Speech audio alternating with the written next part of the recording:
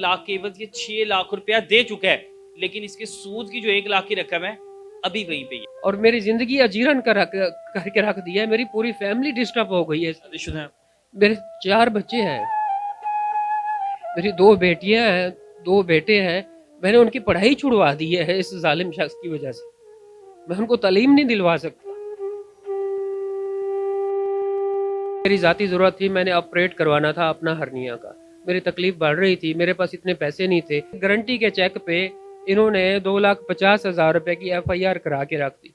मैं जब वापस आया हूँ तो उसमें मैं इश्तिहारी हो चुका था। पाकिस्तान का कानून तो अच्छा है, लेकिन गरीब के लिए ऐसे है जैसे मौत का कुआं हो। गरीब का जाना ही जुर्म बन जाता है। सूद के कारोबार करने से इस्लाम ने मना किया है कि सूद का लेन देन बिल्कुल ना करो, और सूद की वजह से जो लोग तबाह होते हैं, बर्बाद होते हैं, वो अपनी दुनिया तो बर्बाद कर लेते हैं लेकिन उनकी आखिरत भी तबाह हो जाती है। अब ये जो शख्स है ये सूद के जिम्मे में आ गया, इसने सूद पे पैसे उठा लिए। अब किस तरह इसका पूरा का पूरा जो खानदान है वो सिर्फ 1 लाख की वजह से तबाह हो गया, और 1 लाख के एवज ये 6 लाख रुपया दे चुका है, लेकिन इसके सूद की जो 1 लाख की रकम है अभी वहीं पे ही है। मैं बात करने से पहले इनसे एक हदीस बताता जाता हूँ। आप सल्लल्लाहु अलैहि वसल्लम जब मेराज शरीफ पर गए थे ना, तो आप सल्लल्लाहु अलैहि वसल्लम ने कुछ लोगों को देखा कि कुछ लोग थे जिनके जो पेड़ थे बड़े बड़े पत्थरों की तरह, मकानों की तरह उभरे हुए थे, और उनके अंदर से सांप निकले थे। आप सल्लल्लाहु अलैहि वसल्लम ने हज़रत जिब्राइल से जिक्र किया कि ये कौन लोग हैं जिन पर इतना सख्त अज़ाब हो रहा है, तो फरमाया कि ये सूदखोर है, यानी जो सूद पर पैसे लेते हैं या जो देते हैं। इतनी बड़ी मैंने हदीस भी बता दी है, मुसलमान है, क्या ज़रूरत आ गई, कौन सी इतनी मुश्किल आ गई कि आपने सूद पे पहले पैसे उठा लिए? मैंने सूद पे पहले कर्जा मैंने उससे मांगा था, कर्ज हसना लिया है, उसकी दस्तावेजात भी है। बाद में मुझे ब्लैकमेल करके मुझे सूद में धकेल दिया गया। वो मेरी गलती बनी है इनसे मुझे पैसे उठाने की, कि जो मैंने उठा लिए वो मेरी ज़ाती ज़रूरत थी। मैंने ऑपरेट करवाना था अपना हर्निया का। मेरी तकलीफ़ बढ़ रही थी, मेरे पास इतने पैसे नहीं थे। आसिफ मेरा करीबी हमसाया है, मैंने इससे बात की। इसके बड़े तो सूद का कारोबार करते थे, लेकिन ये कहता था कि मैं कारोबार नहीं करता। तो मैंने इसी पॉइंट पे इससे बात कर ली, तो मैं इसने कहा कि ले लो, वापस कब दोगे? मैंने कहा 6 महीने में वापस कर दूंगा। इसने मुझे अपने एक दोस्त उस्मान महमूद के पास भेजा। मैं उसके पास गया हूँ, उसने मुझसे 2 खाली चेक गारंटी के तौर पर ले लिए, जिसका स्टाम्प भी लिखा गया। मैंने वो उससे लेकर वापस आ गया 6 महीने के टाइम पे। अभी 2 हफ्ते ही गुजरे हैं तो मुझे आसिफ कहता कि मेरे पैसे वापस करें, मैंने खाद उठानी है। मैंने कहा वो जिस मकसद के लिए मैंने लिए हैं वो मैं उधर जमा करवा दिए हैं, अब आपको अपने टाइम पे दूंगा। कहता है नहीं भाई, मेरा नुकसान हो रहा है, या तो मेरे पैसे वापस करो या मेरा नुकसान पूरा करो।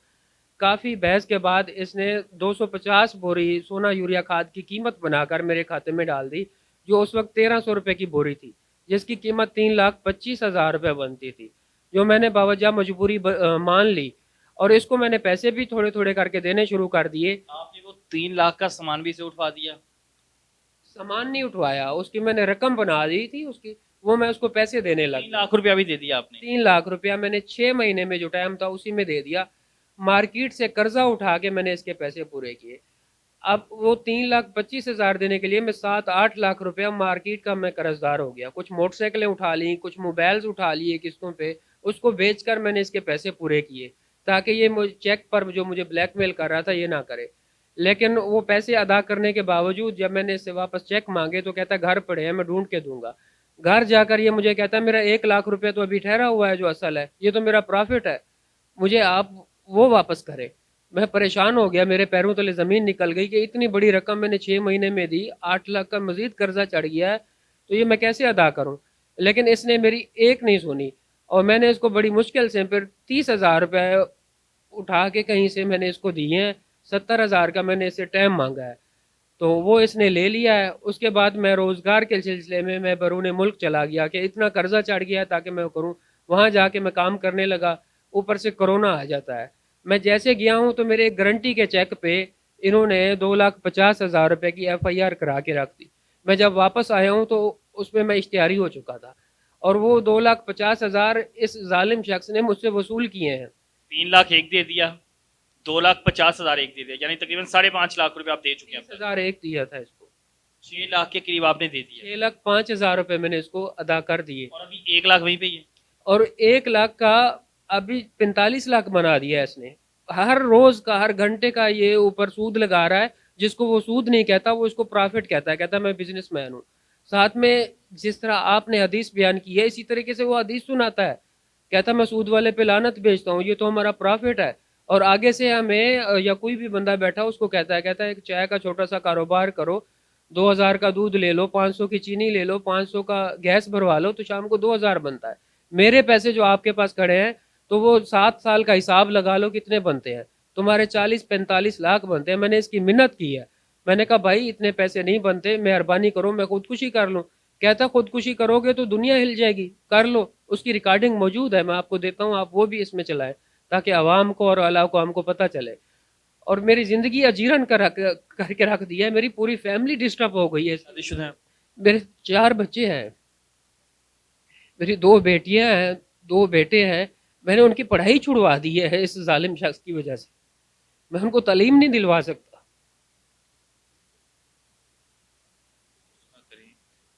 थाने वगैरह गए, इसके खिलाफ एप्लीकेशन दी गई, ये सूद का कारोबार करते हैं। पाकिस्तान का कानून तो अच्छा है, लेकिन गरीब के लिए ऐसे है जैसे मौत का कुआं हो। गरीब का जाना ही जुर्म बन जाता है। अमीर आदमी अगर जाता है, वो झूठा है या गाली भी देता है ना, तो वो फैशन लगती है। जब गरीब आदमी अपनी फरियाद लेके जाता है ना, तो वो उनको गाली लग रही होती है, कहते हैं क्यों आए आप। सबसे बड़ा जुर्म तो गुर्बत है। हमारे हुक्मरान भी इस चीज़ पे कोई नोटिस नहीं लेते। क्या करें, हम मर जाए। धमकियां भी दे रहा है वो, मारने की भी। धमकियां दे रहे हैं, गुर्दा निकालने की जो है धमकी दे रहा है, कहता है गुर्दा बेच के पैसे अदा करो। 1 लाख के पीछे 6 लाख रुपया अभी तक इससे ले चुका है, और उस 6 लाख को भी 45 लाख रुपया बना दिया, यानी 1 लाख रुपया पैसे लिए, लेकिन अब वो रकम 45 लाख रुपया बन चुकी हुई है। जो लोग सूद पर पैसे लेते हैं वो इस चीज को बेहतर जानते होंगे। खुदारा अपनी दुनिया का भी ख्याल करो और आखिरत का भी ख्याल करें। अब क्या नहीं कर रहे, अब उधर से भाग आए आप? मैं बहुत सारी मैंने दरख्वास्तें दी हैं। नीचे जब आता है ना SHO लेवल तक या DSP तक, वहाँ पे ये अप्रोच कर लेते हैं, काफ़ी ताकतवर लोग हैं वहाँ। हम दरख्वास्त देने के बावजूद हमें धमकाया जाता लोगों है। से इतनी हराम खोरी खा रहे हैं तो पीछे ताकत वगैरह, पैसा वगैरह तो होगा ही। जी बहुत पैसा है, और ये मैं बता रहा हूँ कि ये थाने में आते हैं या कचहरी में जाते हैं तो 20 वकला लेके आते हैं साथ, 15-20 होते हैं लोग, और धमकियाँ देते हैं, हरासा करते हैं। अब मैं और मुझ जैसे और गरीब लोग फेस नहीं कर सकते। नाम क्या है इन लोगों? जी इनके जो बड़े हैं वो कारोबार करते हैं, वो इसानुल हक, फयाजुल हक, जाहिद, आसिफ, और मेरा मामला आसिफ से चल रहा है जो अभी है ना। और इनके जो सूद के कारोबार करते हैं। कभी आपका दोस्त था ये? जी मोहल्ले के हैं, सलाम दुआ तो थी, लेकिन मुझे नहीं पता था कि ये इतना बेहस या इतना जालिम हो जाएंगे कि किसी की नहीं मानेंगे। अखबारात में देखें मुसलसल फॉलोअप भी लग रहा है, लेकिन उसके बावजूद ये लोग बड़ी ढिठाई से जो है ना वो कर रहे हैं। मुझ पे 32 लाख रुपए दूसरे चेक पे लेके दबाव देने के लिए आज़ाद कश्मीर में इसने FIR करा दिया। मैं कभी आज़ाद कश्मीर गया नहीं। मैं, अब मुझे बताएं ये जुल्म मैंने एडिशनल क्या रहे हैं कि तुसी अपना सारा कुछ बेच दे? वो कहते हैं गुर्दा बेच के मुझे पैसे दो, मर जाओ। आप उसकी रिकॉर्डिंग सुने, और ये मैं गुजारिश करूंगा कि इसको चैनल में भी चलाएं। आला काम को कुछ कहना चाहती है? जी बिल्कुल कहना चाहता हूँ। हमारी CM साहबा का नारा है कि इंसाफ आपकी दहलीज पे मिलेगा। तो मैं 3 महीने से ख्वार हो रहा हूँ, जिस दहलीज पे इंसाफ मिलता है वहाँ से मैं बहावलपुर से लाहौर तक आ गया हूँ, मुझे इंसाफ नहीं मिल रहा, उल्टा मुझे जलालत मिल रही है, मैं जलील हो रहा हूँ। मेरी पूरी फैमिली डिस्टर्ब है पीछे। मैं अपने बच्चों को तालीम नहीं दे सका, मैं कोई कारोबार नहीं कर सकता। तो मेरी IG साहब से, CM साहबा से और DPO बहावलपुर से गुजारिश है कि वो खुद इसको सुने और मेरा मेरिट पे फैसला करे। स्टाम्प पेपर, वीडियोस, ऑडियोज होने के बावजूद मैं धक्के खा रहा हूँ। तो अगर इसके लिए मरना लाजिम है तो फिर मैं बच्चों समेत खुदकुशी कर लेता हूँ, अगर बाद में इंसाफ देना है तो। अल्लाह ताला आपकी ज़िंदगी बढ़ाए और आपके बच्चों को भी आप कर साया सलामत रखे। अच्छा, अकल को हाथ मारे वो लोग, एक तो जो सूद पर पैसे लेते हैं, जितना मर्जी फंसे हो आप लोग, हराम काम करो ही ना। पता है कि पूरा का पूरा घर तबाह हो जाना है। आप सल्लम की हदीस है, अल्लाह ने हर जगह मना कर दिया। कुरान में कितनी आयत नाज़िल हुई कि सूद कितना बड़ा गुनाह है, उसके बावजूद भी लोग इसका कारोबार करते हैं। तो फिर घराने तो तबाह होंगे।